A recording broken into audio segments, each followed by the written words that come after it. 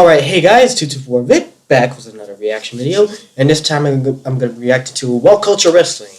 And I think this is the first time I've reacted to one of their videos, actually, from What Culture Wrestling, so... Your device is pairing. Oh, you left that on speaker? Oh, okay. Anyway, let's continue. Sorry, that was my roommate. So, yeah, I haven't reacted to anything else before from What Culture, but I have seen their videos a lot, especially the 10 things WWE wants you to forget about something, like a superstar or an event, so they do yearly, so... But in any case, I'm going to react to their most recent one, 10 things WWE wants you to forget about Seth Rollins.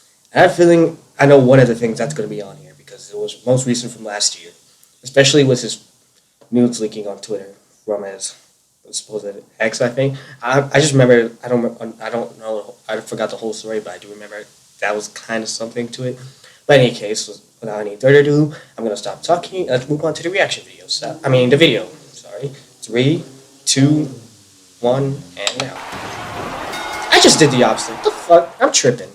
Ha ha ha! It's the worst laugh on planet Earth. Ha ha ha ha! The sound of it just shreds your soul. That reminds me of the Joker. Born, you can bet serious money that the devil impregnated its mother to the sound of Seth Rollins' laugh. Gosh, this got dark quickly. Anyway, the architect of the Shield is one of the top stars in WWE right now. He was the #1 draft pick during the brand extension, is a 2-time WWE champ, and still has his best years ahead of him, which is good because some of the years behind him are a bit tricky. I'm Adam from WhatCulture.com, and here are I don't know that much about God, it's like the snickering of a hellspawn. And here are 10 things reminds me of the Joker. That's what that last Seth Rollins. Number 10, ever using the curb stomp. Maybe if you don't want to draw attention to the fact that one of your top stars' finishing moves resembles a curb stomp, maybe don't call it the curb stomp. That being said, even when it was called the blackout, the move was going to be a problem. Kids do these moves on each other, and that's just a fact. We all knew a kid with a trampoline when we were little, and we all did choke slams and rock bottoms. As dangerous as those were, that ain't nothing to the possibility of Kiddywink stamping full on each other's heads. WWE banned the move and has even gone as far as to edit it out of all of Seth's past glories, including using it to win his first WWE Championship. Number 9,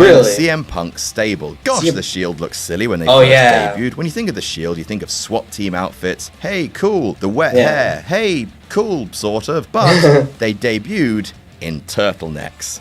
Laugh out loud. I mean, they look like an easy listening band. The ring board. I haven't seen this, but I remember they showed us like the night anyway, after. Enough of that. The thing that WWE really wanted to forget about the Shield's early days was that it was basically CM Punk's idea. He wanted this team of mercenaries brought in to be his wet-haired henchmen, with his proposed lineup being Seth, Dean, and Chris Hero. They went with Roman, and soon enough the Shield became their own thing quite quickly, and Punk became persona non grata. So WWE would probably like you to forget that the best stable of the last decade was the initial brainchild of a man they fired on his wedding day. Number 8, they almost ruined them. So we've talked about the turtlenecks, right? They were fairly dog shit, but the Shield managed to survive them. However, WWE creative very nearly torpedoed the entire enterprise in one move. Seth Rollins went on Chris Jericho's podcast and told the story of turning up to Survivor Series and being given, first of all, the turtlenecks, that is very important, and then plastic clubs and riot shields with the word Shield written on them. Here you go, boys. Good f***ing luck. Imagine if they had turned up and actually tried to be adorable little policemen. They would have been laughed out of the building. Ha ha, oh god, no. Number 7, Tyler Black. Nakamura, Aries, Rude, Samoa Joe were living in a new age for WWE, bringing superstars from other promotions and actually letting them keep their old names. Seth Rollins, like Dean Ambrose, came into the company before that shift in policy, which is why if you're strictly a WWE fan, you've never heard of Tyler Black. This is a shame, because Black, during his time with Ring of Honor from 2007 to 2010, put on some f***ing spectacular matches. Check out some of his fights with Austin Aries, who gets to keep his name apparently, Nigel McGuinness, Bryan Danielson, whoever he is, and Davey Richards. They're very, very special, and it's a shame that according to WWE canon, Tyler Black died 6 years ago in a freak boating accident. Number 6, almost getting fired. Another time that Tyler Black got his older brother Seth in trouble. In ROH, Rollins proved he was potentially one of the best wrestlers of his generation. You see, holding the Ring of Honor World Championship for over 200 days can do that. By Seth's own admission, that track record gave him something of a bad attitude, Baracus being stuck in developmental for a few years. In an interview with WWE.com, he says, "I'd already had a set way of doing things. I know what works for me. Having to adjust that to fit what was asked of me was very difficult for me. It felt like I was selling out. I literally almost lost my job." Thankfully, Triple H was a huge ally of Rollins, or WWE could have fired someone who may very well become the next Shawn Michaels. Number 5, beef with Terry Taylor. Terry Taylor is one of Triple H's super good friends, and it's nice to be super good friends with Triple H. You know, it is. Like I am, I assume. Taylor and Trips formed a bond back in the early highly 90s doubt when it. 3H's was mentored by Taylor at WCW's Power Plant, which is why it makes sense that in 2012, Taylor was chosen to act as trainer in WWE's developmental facility, Triple H's baby. Turns out, however, there was infighting in Triple H's family. His son, Seth, did not get on with his new uncle, Terry. The two had quite major beef, in fact. Major Beef would be a good wrestler's name. Sam, please Photoshop a character called Major Beef. I will wait.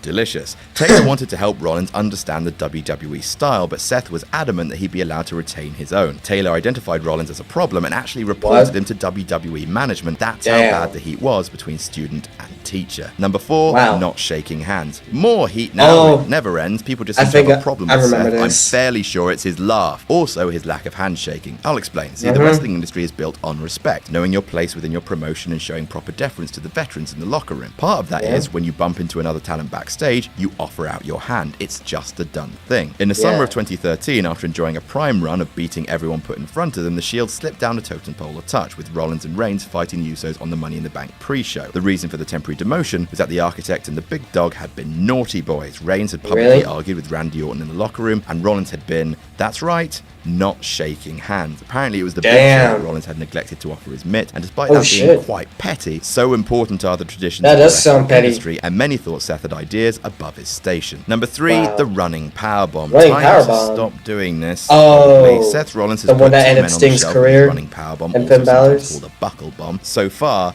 neither of those men has returned. Sting took one at Night of Champions last year, injured his neck and may never step into the ring again. Finn Balor took one to the guardrail at SummerSlam, dislocated his shoulder and tore his labrum. Now, this is not to blame Rollins at all. Accidents happen, and it's worth remembering the hundreds of injury-free buckle bombs he's done over the past few years. But when 2 very high-profile injuries occur from the exact same move, that's something to try and sweep under the ring. Number 2, his ex. Guilt by association. I had a feeling they'd bring this up. This is the part of the list that I really don't I didn't think it'd be this high on the do with the list, Nazis, so I can't really miss it off the list. Zara Schreiber was Seth Rollins' other half until earlier this year, and she caused Seth something of a public relations poo storm in 2015. The most severe incident got her released from WWE, and as we covered in a previous video, people looked deep into Zara's social media and unearthed pictures that she'd uploaded years ago, 2 of which featured images with swastikas. One of them was a pony. Oh, little nationalist horsey. Now, the swastika is what's referred to in the marketing industry as a dead brand, and not something to be too closely associated with, despite Schreiber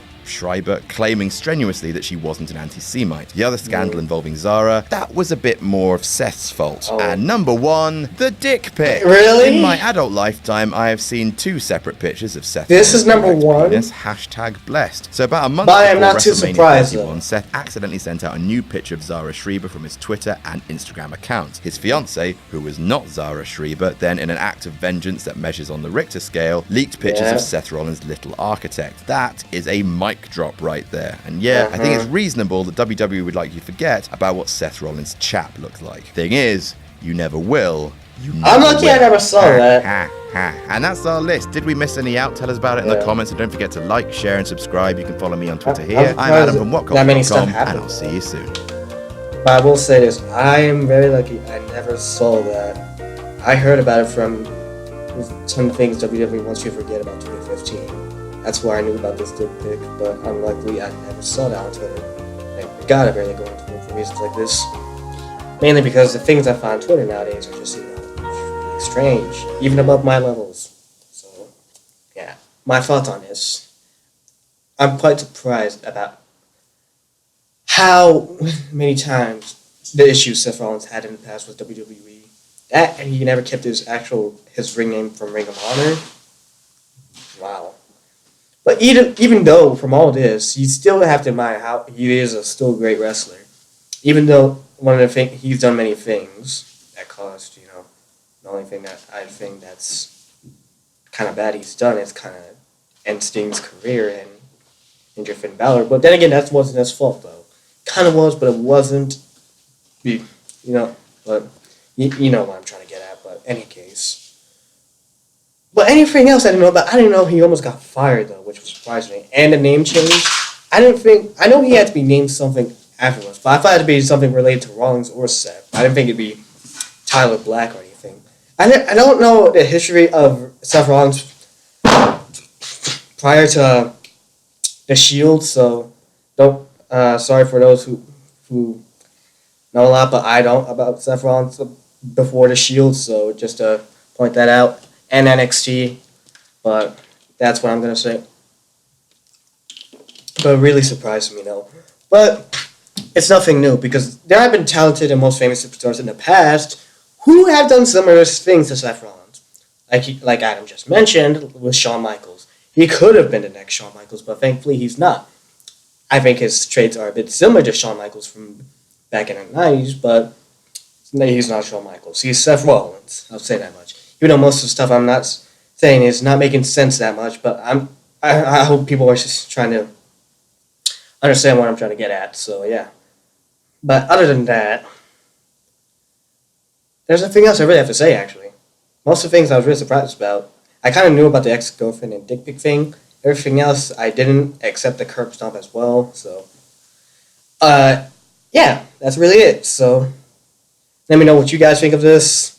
Please like, comment, and subscribe, because that makes life happy. Because I like subscribers. Subscribers help me grow. And hopefully I can get better in the future as well. I have seen my progress in the future from this, so yeah. Any case, without any further ado, that's all I have to say for this video. And until my next reaction video, 224 Big.